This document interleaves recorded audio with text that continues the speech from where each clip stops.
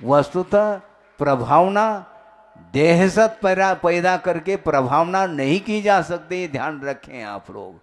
बिल्कुल मैं इसलिए स्पष्ट शब्दों में कहना चाहता हूँ, गुरुदेव ने 50-55 साल के भीतर जो कार्य किया है वह आज वर्तमान में देखने को नहीं मिल रहा है, और आप लोगों को कान खोल करके इस वातावरण को देखना चाहिए और आगम के अनुरूप अध्ययन करने का प्रयास करिएगा।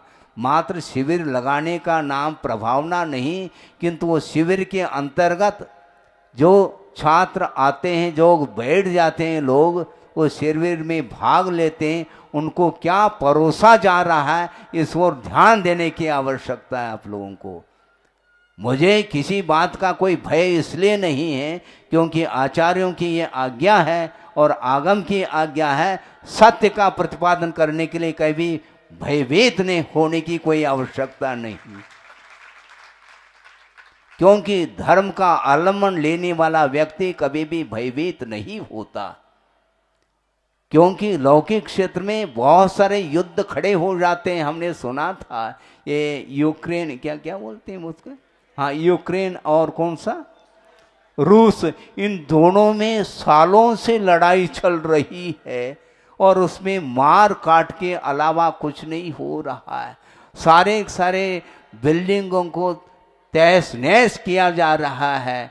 उसी प्रकार का वातावरण यदि धार्मिक क्षेत्र में होगा तो ऐसी स्थिति में बहुत हानि होगी। बंधु, आप लोगों को ध्यान रखना चाहिए, आंखें खोल करके, आगम को खोल करके अपने बच्चों के ऊपर और अपने परिवार के ऊपर धार्मिक संस्कार आगम के अनुरूप डालने की आवश्यकता है। और समय रहते हुए आप सचेत हो करके, आप अलर्ट हो करके, सावधानी के साथ आप आगे आएंगे तो धर्म टिकने वाला है, अन्यथा तांडव नृत्य करने से धर्म समाप्त होगा, ये ध्यान रखो। ये समय आया है, इसी को बोलते हैं अवसर पिढ़ी। देहजत देने का नाम धर्म प्रभावना नहीं, किंतु वस्तुतः आचार्यों ने ये लिखा है, सम्यक दृष्टि को ज्यादा उपदेश देने की आवश्यकता नहीं है। किसको आवश्यकता उपदेश देने की? जो उन्मार्ग पर चलता है उनको उपदेश दो, और जो उन्मार्ग पर चलता है उसको उपदेश हम तब देंगे जब उपदेश का पात्र होता है, तो उसको हम उपदेश देंगे। उपदेश सुनने के लिए वह कटिबद्ध हो जाता है, दोनों हाथ जोड़ करके वह खड़ा हुआ है, भगवान मैं अनंत काल से उन्मार्ग पर चलता आ रहा हूँ, मुझे प्रशस्त रास्ता चाहिए। इस प्रकार जो आता है उसके प्रति करुणा करके उपदेश दिया जाता है, युद्ध करके कभी उपदेश दिया नहीं जाता, ये ध्यान रखो आप। महाराज आपको क्या हो गया? हुआ कुछ नहीं है, जो दिख रहा है वो देखा नहीं जाता, ये ध्यान रखो। आप समझ रहे हैं क्या? नहीं, हाँ बिल्कुल। और गुरुदेव का ये संकल्प है और था उनका, और आगे भी वही संकल्प हम लोगों के लिए दे करके गए हैं। कभी भी उपदेश देते समय किसी का उपदेश के द्वारा अहित नहीं होना चाहिए, और उपदेश के द्वारा विघटन नहीं होना चाहिए समाज में। और समाज में यदि विघटन होता है उसका सारा का सारा श्रेय उपदेश देने वाले के ऊपर चला जाता है, ये हमेशा ध्यान रखिएगा।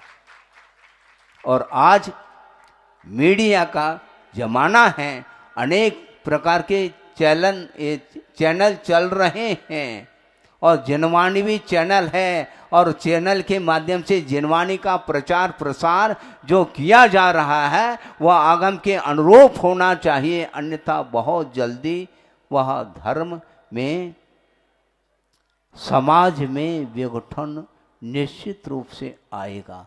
वस्तुतः हो क्या रहा है, आगम का अध्ययन कोई करता नहीं।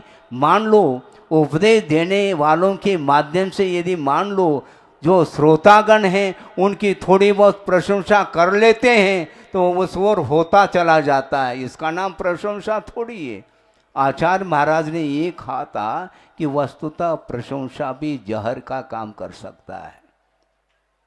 हाँ, अति प्रशंसा के माध्यम से व्यक्ति को अपनी ओर आकर्षित करने का जो एक भाव है वह वस्तुतः धर्म की प्रभावना नहीं कहला सकती।